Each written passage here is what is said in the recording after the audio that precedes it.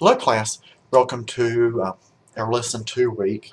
Hopefully this video announcement will uh, uh, be suffice over a traditional text announcement. Again, this lesson starts talking about the DWI process, or the driving while impaired process inside the state, and it's really divided up into a couple of sections.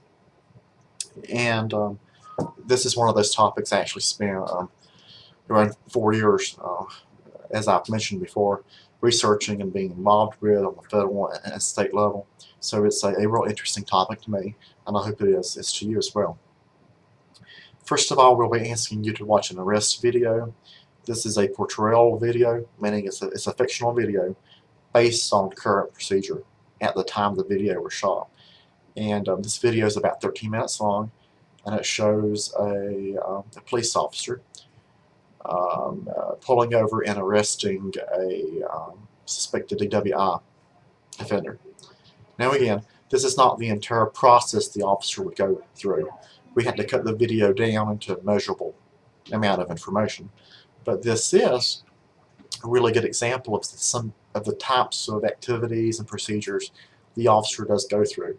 It is not all-inclusive, I can assure you, but it only serves as an example in the time frame that we had to share this with the public. And these two videos I'm sharing with you of this lesson, the arrest video and the documentary video, are videos I produced several years ago through some federal funding, where we looked at why folks were offending and being charged with the DWIs, why they were driving under the influence, and what happened to them, and so forth, when they were involved in the court system as a public information campaign. The second video is more of a pure documentary. It's 38 minutes long, which talks about the arrest process, yes, but more so about the court process. You will be able to hear from a judge and a district attorney, what happens after the person goes to court in terms of the offender, what happens to insurance rates, what's the treatment expectations, and so forth. You will also hear from a victim of a DWI crash who was an unintentional victim, and 2 of his children were killed in the accident by the DWI offender, who was left unharmed.